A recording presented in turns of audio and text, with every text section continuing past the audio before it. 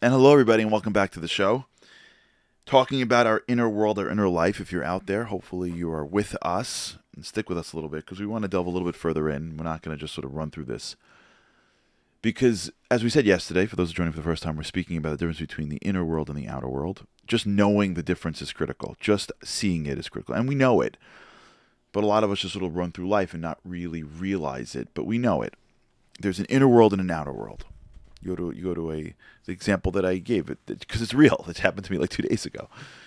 You go to a wedding and everyone's dancing and singing and everything looks amazing. Everyone's so happy and everyone's dressed up and in the middle of the dance floor is somebody who's just fought with their spouse or just heard some bad news or just is worried about whatever. And their outer world is filled with joy, but their inner world is not. And we go through life like this. Our outer world could be one thing and our inner world can be totally different. Now, there's this cool thing in Judaism that there's one of the greatest maybe rabbis and influencers in our history is a rabbi named Rabbi Nachman from Breslov. Nachman from Breslov is has said things and inspired Jews in ways that have still only grown generations after he passed away.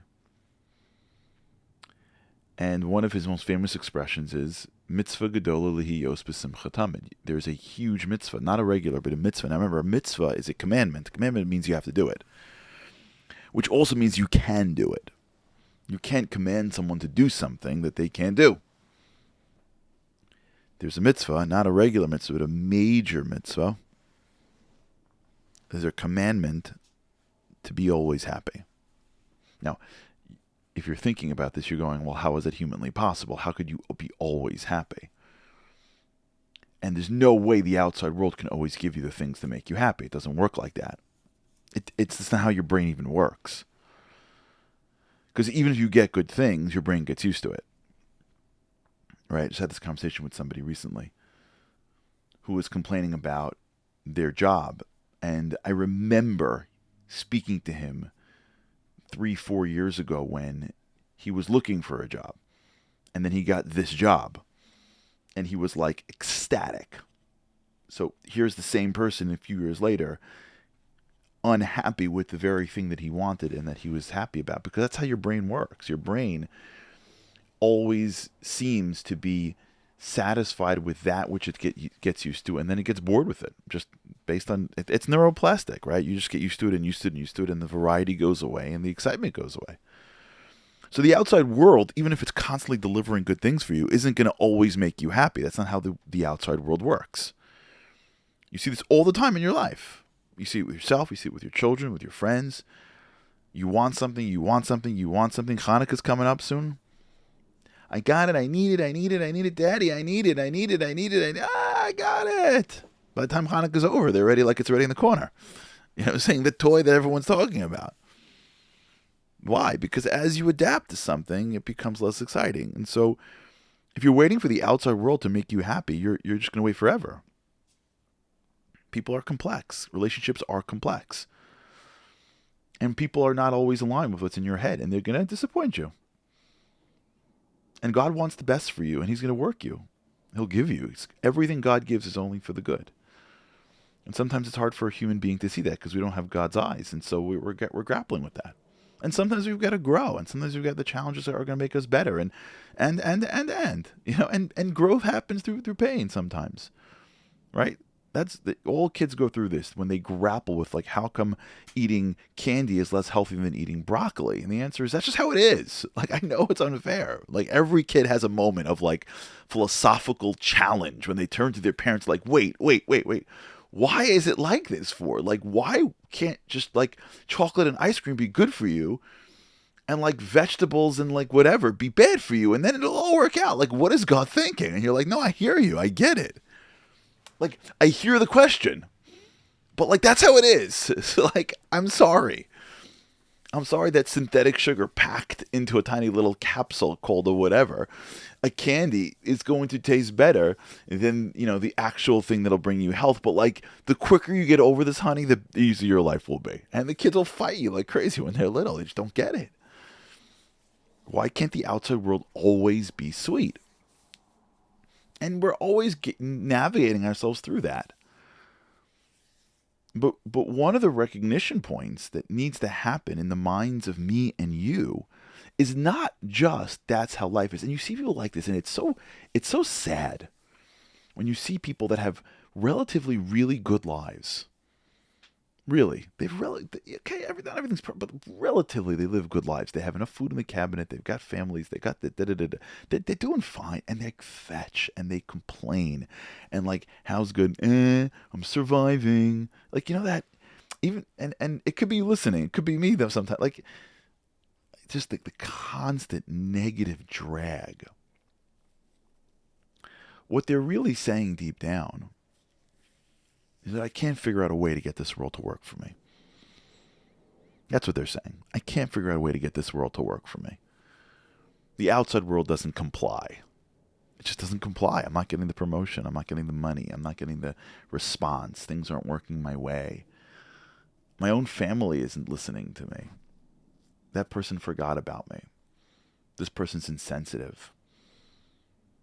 Talking to a friend and he makes a comment about the thing that I personally am involved in, not realizing and not caring that it is literally offensive. Someone forgot me. It's an amazing thing, this birthday thing. I don't know if how into it you are, but like, some people get crazy about the birthday thing, which makes no sense.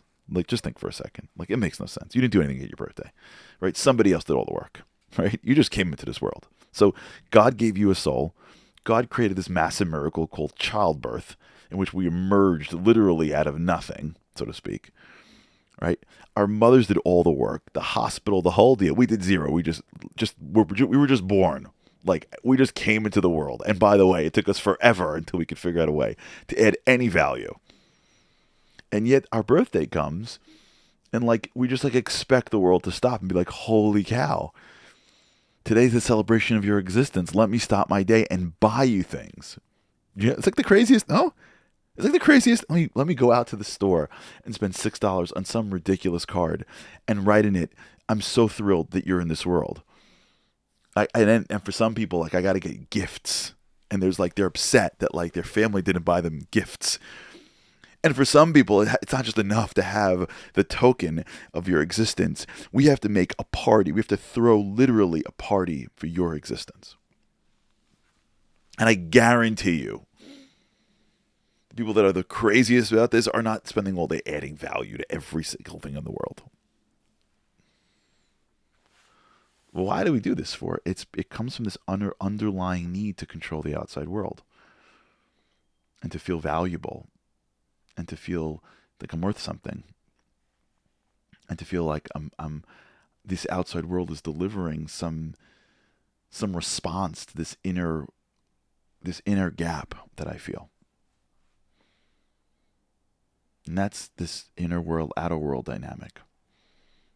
On the inside, I don't feel fully confident in myself, and I don't feel fully happy. Rabbi Nachman says, "Mitzvah gedol lios b'simchatam," and always be happy. I don't feel always happy. I need the outside world to constantly give me stimuli to make me feel empowered and happy and doing well and satisfied and loved and valued, and I just don't have it. And I just don't feel it. And so at a moment like my birthday, when there's like a cultural norm to show somebody the excitement for their existence, if you don't do it, I feel off because I feel less valuable. I'm not going to grapple with that philosophical angst. So I'll just project it on the people around me who should be thinking more about me. Right? Am I wrong? Am I wrong? So we can keep on spending our whole lives trying to fix the outside world, or we can start to work on the inside world. Kina, taiva, and kavod. Jealousy, desires, honor. Motziin es adam and olam takes us away from our inner world. If we let these things go unchecked, we have no shot at happiness. Who cares what the world gives us? Okay, let's start delving in. Thanks for the time today. Have a great day.